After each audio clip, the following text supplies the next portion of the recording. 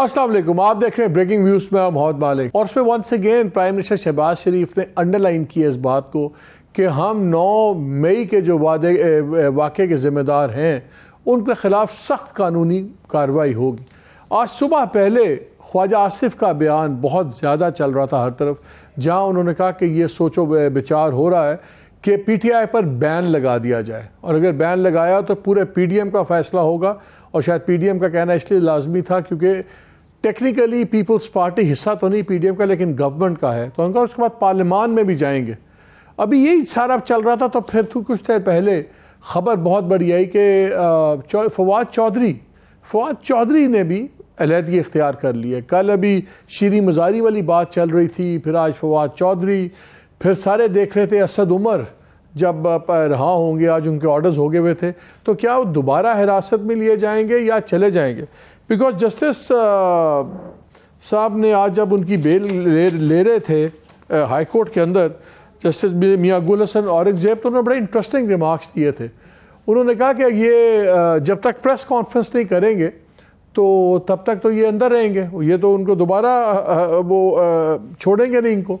तो उस पर बाबर वान साहब ने कहा कि नहीं जी नहीं, हम प्रेस कॉन्फ्रेंस नहीं करेंगे, और उन्होंने ट्वीट्स वगैरह भी हटाए, सब कुछ किया। बट एनीवे वो प्रेस कॉन्फ्रेंस तो नहीं की, लेकिन वो दोबारा अरेस्ट नहीं हुए। पहले खबर चली कि उनके ऑर्डर्स आ गए हैं और दोबारा हिरासत के, लेकिन उनको जाने दिया गया। जो इस्लामाबाद के लोग हैं खबरों वाले, वो कहते हैं कि अगले 48 घंटे में 3 बहुत बड़े नाम और ऐड होंगे। वैसे तो तकरीबन 41+ लोग इस वक्त कोई farmer MNAs, MPAs, ticket holders, party leaders वो अनाउंस कर चुके हैं। KP से शुरू हुआ है कल से, 3-4 नाम बड़े अभी तक आ गए हैं। पहले KP बिल्कुल खामोश था और यही सारा लग रहा था कि सारा चीज़ सिंध और पंजाब में हो रही है। तो ये एक तो चीज़ अक्रॉस द बोर्ड नज़र आ रही है कि बड़े ही प्रेशर गवर्नमेंट पे आ गया। एक जो हमारी खबर ये है, वो खबर ये है कि ये जो आज ख्वाजा आसिफ ने कहा है कि सोच विचार की जा रही है, इसमें फ़ैसला हो गया हुआ है कि बैन करेंगे। जो बहस चल रही है मेरी इत्तला के मुताबिक वो ये है कि ये जो बैनिंग का फ़ैसला है, क्या इमरान खान की कन्विक्शन करवाने से पहले होना चाहिए या उनकी किसी मुकदमे में सज़ा के बाद? 2 किस्म के मुकदमात पे गौर हो रहा है। एक तो आप जैसे जानते हैं वो तो चल ही रहा है, वो है आपका 190 मिलियन पाउंड्स वाला, जिसमें अल कादर ट्रस्ट का जो केस आम ज़बान में कहा जाता है। और दूसरा ये है कि क्या इस केस के अंदर आर्मी ट्रायल किया जाए, आर्मी कोर्ट के अंदर, कि उन्होंने इंस्टिगेट किया, उन्होंने मशवरे दिए और उनके कहने पे ये 9 मई के वाक़यात हुए। और इसके साथ जोड़ा जा रहा है फयाजुल हसन चौहान की कल की प्रेस कॉन्फ्रेंस, जो उन्होंने छोड़ते हुए कहा, और उन्होंने कहा कि जी जूम पे खान साहब ये कहते थे, वो हमें इंस्ट्रक्शंस देते थे। फिर उन्होंने पूरी एक चार्जशीट पढ़ी कि कैसे 2-3 वाक़यात हुए जिसमें खान साहब ने बहुत ले-दे की, और फिर दोबारा लोगों को उधर भेजा गया और उसको एक चार्जशीट समझा जा रहा है।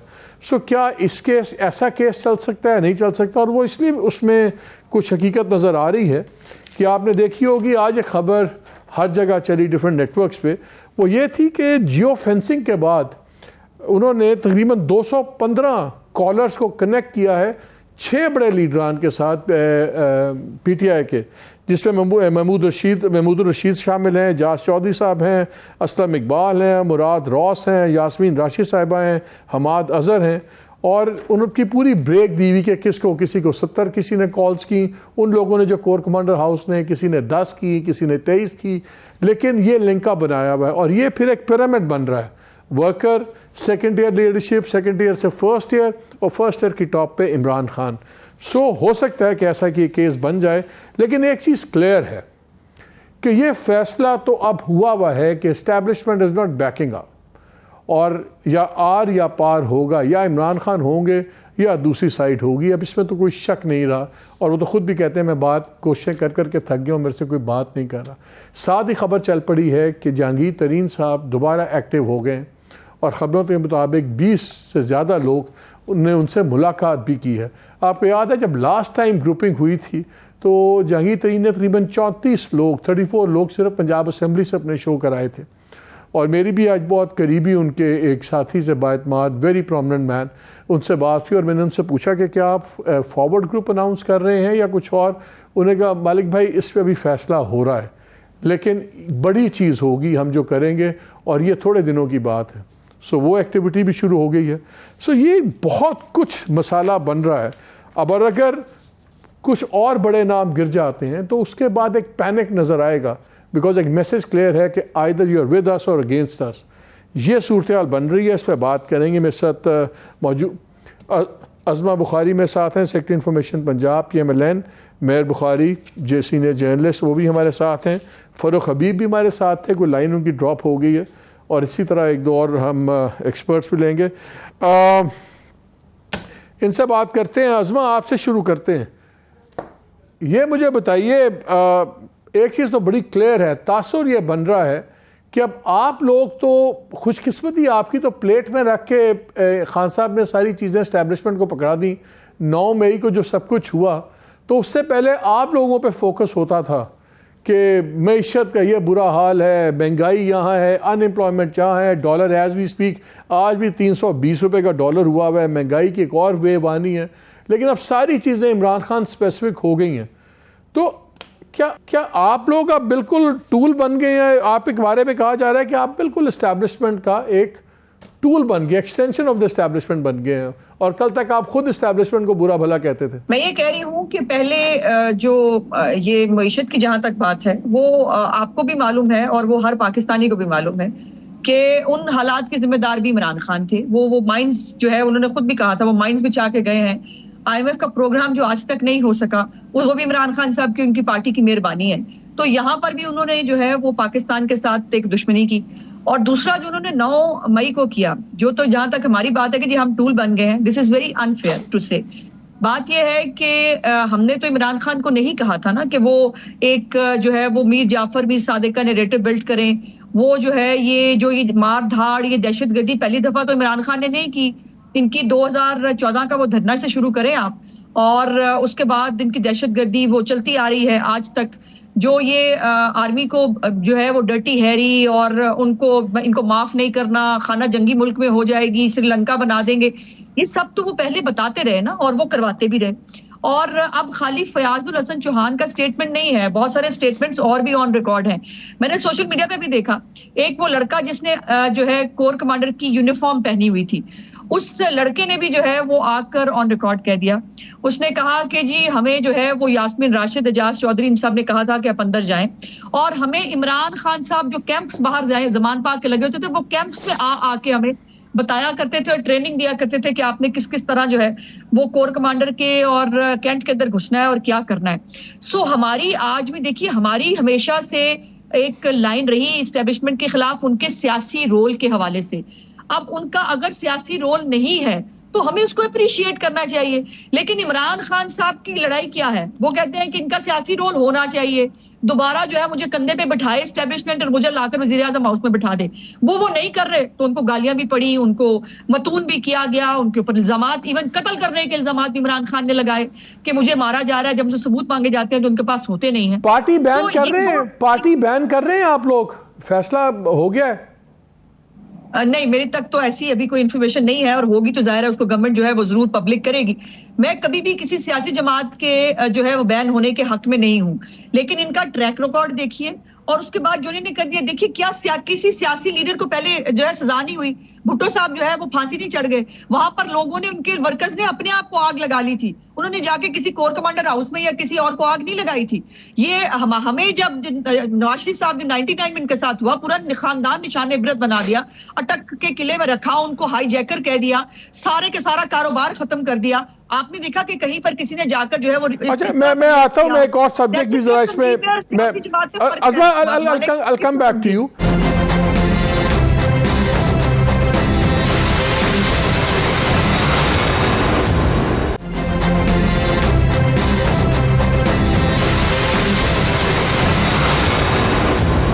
मैं ये बताएं, ये जो सारा सिलसिला शुरू हो गया, क्या ड्रैगनेट वाइडन हो रहा है? क्या पूरा एक इमरान खान को अब इसमें भी रोपिन हो जाएगा, ताकि और एक ही तीर से 2 शिकार भी हो रहे हैं?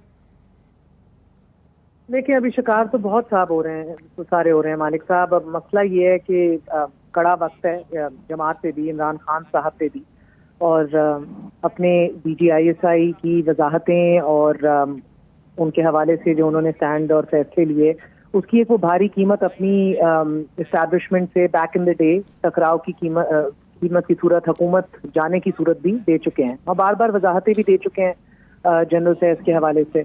बड़ा खुल के आज फैसल वाडा साहब ने बात की है, लेकिन देखिए इसमें तो कोई शक नहीं ना कि तहरीक इंसाफ का रियासती इदारों से जो एक उलझने का गुनाह है वो बहुत बड़ा है, मगर उसकी एक बहुत बड़ी कीमत भी अब उनको अदा करनी पड़ रही है, जिसकी भी कभी कोई तैयारी नहीं कर रखी थी। ये वो रेड लाइंस हैं कि जो खान साहब को लगता था कि वो क्रॉस कर भी जाएं तो कुछ नहीं होगा। क्या खान साहब ने अपने आप को ओवर एस्टिमेट किया है, दूसरों को अंडर एस्टिमेट किया? देखिए ये वही बहस है जो मकबूलियत और कबूलियत की हर जगह छिड़ी हुई है आजकल। ओवर एस्टिमेट उन्होंने अपनी मकबूलियत को तो नहीं किया, frankly speaking. Mehar I have to interject, I am sorry, वो ट्रैवल कर रहे हैं, मेरे साथ लॉ मिनिस्टर आजम नज़ीर तारड़ साहब भी हैं। मैं ज़रा क्विकली उनसे दो सवाल करना चाहता हूँ। अस्सलाम वालेकुम। जी अस्सलाम वालेकुम जी। तारड़ साहब ये बताएं, ये फैसला वो आज डिफेंस मिनिस्टर ने कहा है कि गवर्नमेंट सोच रही है बैन करने का, और अगर हुआ तो हम पार्लियामान में भी जाएंगे, ऑब्वियसली सारी जगह पे जाएंगे। क्या ग्राउंड्स हैं अभी तक, ऐसी कौन सी ग्राउंड्स बन गई हैं जिस पे आप लोग ये सोच रहे हैं कि बैन हो सकती है पार्टी? जी मालिक साहब, क्योंकि ख्वाजा साहब ने भी उस राय का इजहार किया है जो एक तबका है जिसकी ये राय है, क्योंकि जिस हद तक एक माइंडसेट बनाया गया लोगों का ओवर द ईयर्स और हर दफा वायलेंस वायलेंस वायलेंस, तो उस हवाले से नेचुरली अगर आप माजी में देखें तो जिस तरह की मिसालें हमें मिलती हैं पाकिस्तान पीपल्स पार्टी के साथ भी ये मामला हुआ, नैब के हवाले से हुआ, एक पॉलिटिकल हिस्ट्री है, उस हवाले से लोग डिस्कस करते हैं कि जी वे कर लिया जाए, लेकिन ऑफ कोर्स इसमें एक पूरा प्रोसेस इन्वॉल्व है। ये वेल थॉट ऑफ प्रोसेस होगा और होना चाहिए भी।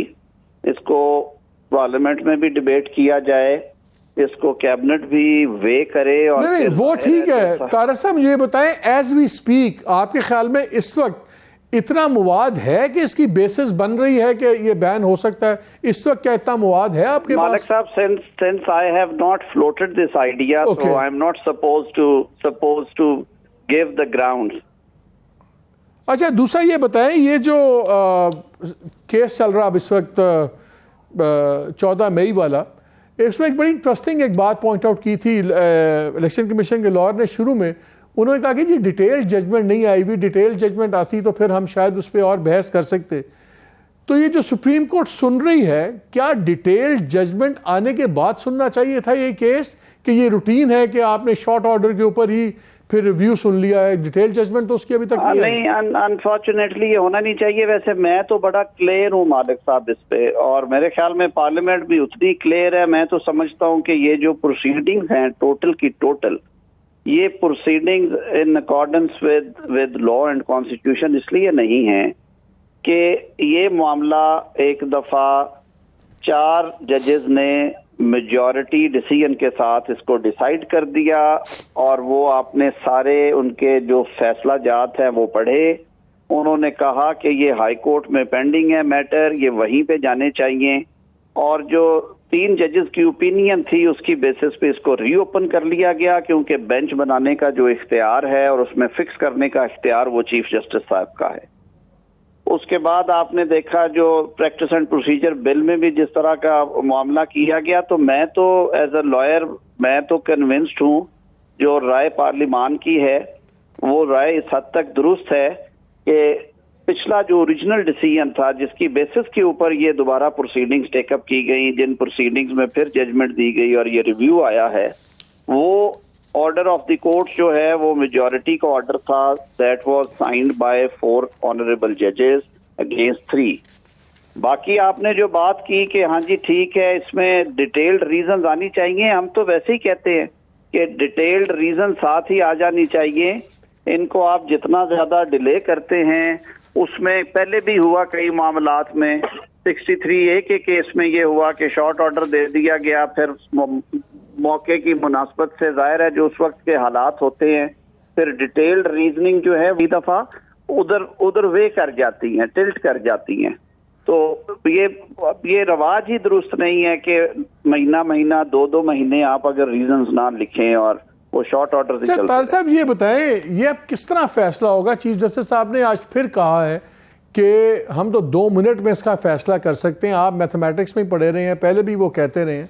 वो कहते हैं कभी 7 मेंबर बेंच बना ही नहीं है, तो 4-3 की तो बात उठती नहीं है। 9 मेंबर था, फिर 5 मेंबर था, there was never a 7 member bench, वो ये कहते हैं। अब ऑब्वियसली ये कहीं तो बहस रुकेगी, आपका एक व्यू पॉइंट है, लेकिन अल्टीमेट अगर सुप्रीम कोर्ट की हमें माननी पड़ेगी ना बात, कौन आर्बिट्रेट? बिल्कुल, सुप्रीम कोर्ट की आपने सारी बात खत्म कर दी, कूजे में बंद कर दिया सारे मामलात को।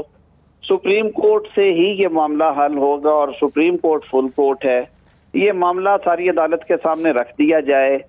मैं तो डे 1 से कह रहा हूँ कि अदालती मामलात में अना या ज़िद का कोई आंसर नहीं होता, वहाँ पे आइन और कानून को रास्ता लेना चाहिए। चीफ जस्टिस साहब बड़े मुतहम्मिल मिजाज इंसान हैं, उन्होंने हमेशा सारी उम्र बुर्दबारी से गुजारी, लेकिन मुझे अभी नहीं पता कि क्या मामलात हैं कि बार बार क्यों वही 3 जज साहबान हैं। हर इम्पोर्टेंट केस जो है वो उसी बेंच के पास। आप पिछले 1 साल, 1.5 साल, 2 साल से देख लें, कोई और बेंच अगर किसी इम्पोर्टेंट कॉन्स्टिट्यूशनल केस में बैठा हो, अगर बैठा भी है तो वो मेजॉरिटी उसमें जो राय है वो इन्हीं मौजूद जज साहबान की आई है। मैं कोई ये बात खुद से नहीं कर रहा, ये वो परसेप्शन है जिसकी वजह से पार्लियामान में भी बात होती है, जिसकी वजह से फिर ये बात सड़क पे भी हो रही है। तो इसका एक ही हल है, ये एक अहम आईनी मसला है जिससे पूरे पाकिस्तान की अवाम का जो एक तरह का इख्तियार है अपने आज़ाद मर्जी के साथ अपने मुंतखब नुमाइंदों को चुनने का, वो जुड़ा हुआ है।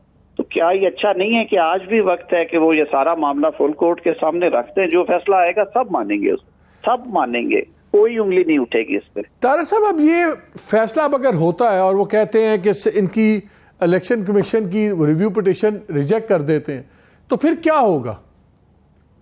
अगर तो फिर ग्राउंड रियलिटीज हैं, तो फैसले जो हैं वो वैक्यूम में तो नहीं होते। अगर आप इस माहौल में जिन हालात से मुल्क इस वक्त 2-4 है, इस माहौल में अगर आप समझते हैं कि ये लेवल प्लेइंग फील्ड है और ये बहुत अच्छा माहौल है इलेक्शन के लिए और इसमें इलेक्शन होने चाहिए, और वो भी फिर टुकड़ों में कि कभी पंजाब में कर दिया जाए, कभी, मुझे ये बताइए बतौर एक शहरी के आप भी सोचें इस पे कि क्या पंजाब के लिए 90 रोज की कंपल्शन है, खैबर पख्तूनख्वा के लिए नहीं है? ये काहे का इंसाफ है और ये क्या है? ये इसको आप कंसिस्टेंसी कहेंगे या इसको इनकंसिस्टेंसी कहेंगे? तो भाई कहीं पे तो जाके रुके हम। नहीं, वो जो आप बात कर रहे हैं, ये बड़ी लॉजिकल डिबेट चल रही है।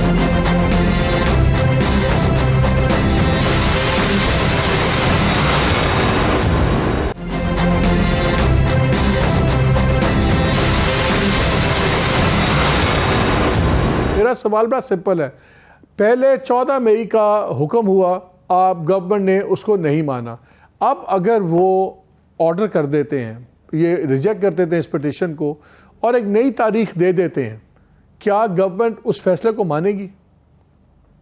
देखिए, गवर्नमेंट का मानना या ना मानना जो है वो गवर्नमेंट का अपना फैसला नहीं है।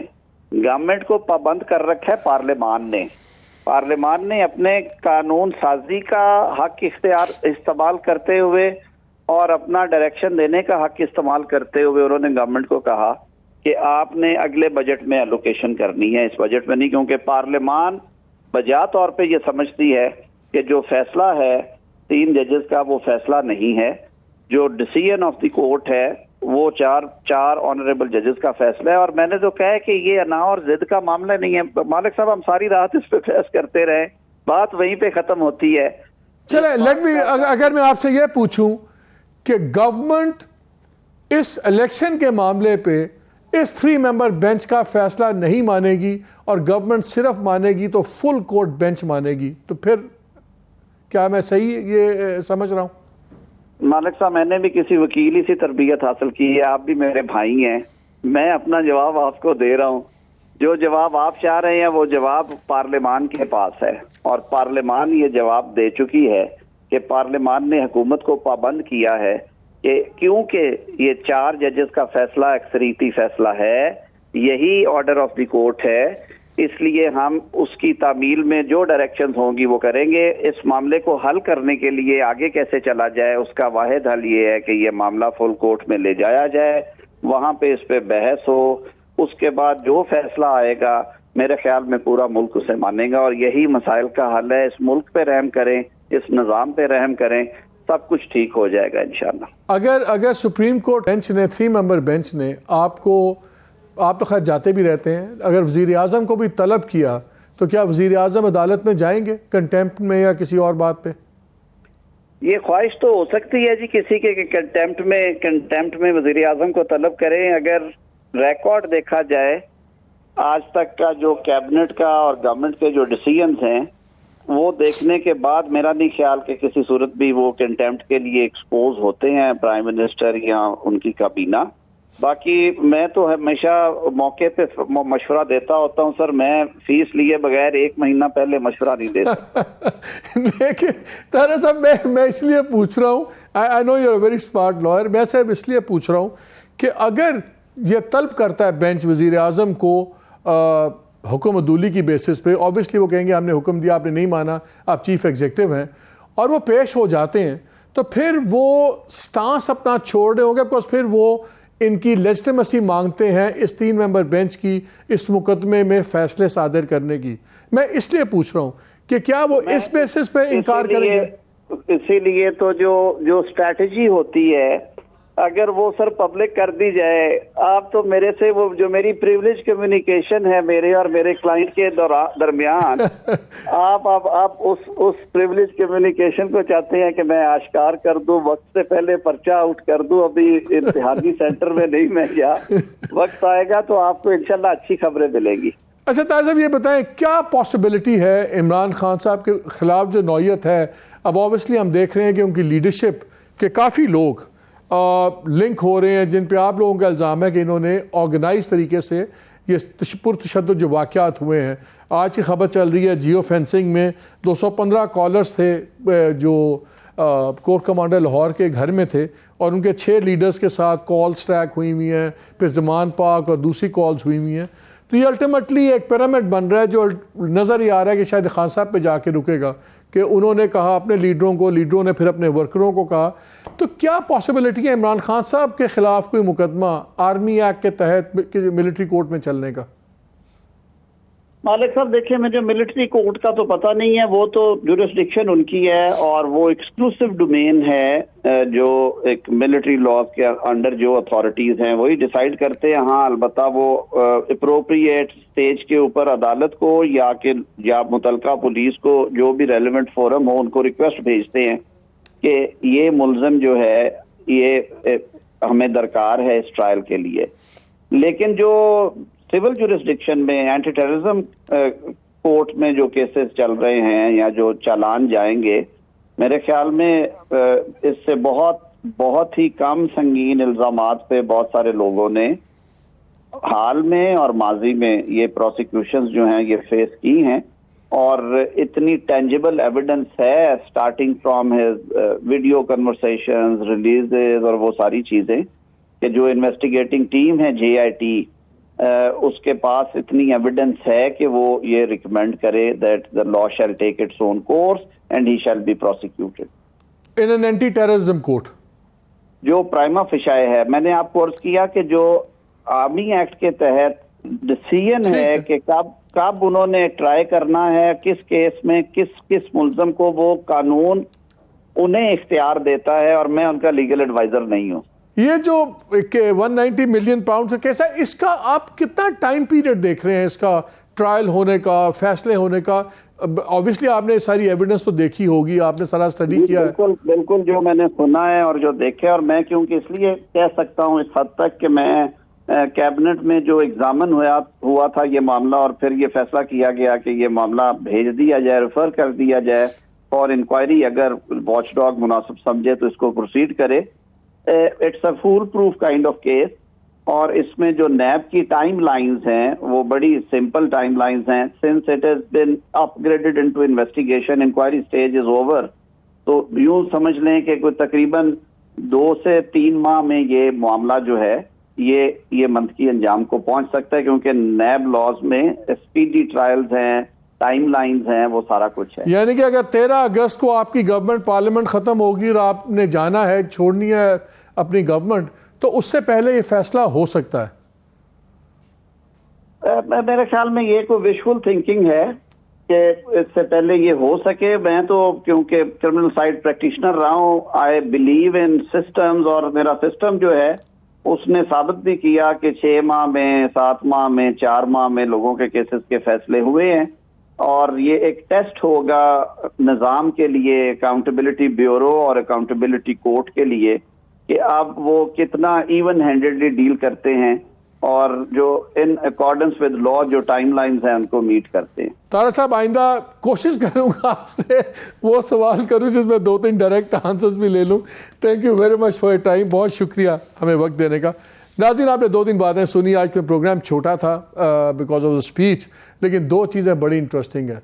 एक तो वो ये देख रहे हैं कि 2-3 माह में 90 डेज़ के अंदर फैसला हो सकता है, और दूसरी बात जो बड़ी इंपॉर्टेंट है वो ये कि इतना मवाद गवर्नमेंट समझती है कि उसके पास है कि एंटी टेररिज्म कोर्ट में ये 9 माह के मई के हवाले से इमरान खान उस पर भी ट्रायल हो सकता है। यानी कि अभी जो मुश्किलात हैं PTI की और खान साहब की, शुरू तो बड़ी देर से हुई हुई हैं, लेकिन अभी कमी का कोई इम्कान नज़र नहीं आ रहा। हमारी तो यही दुआ है कि पाकिस्तान की मुश्किलात में कमी आए। इजाज़त दीजिए, अल्लाह हाफ़िज़।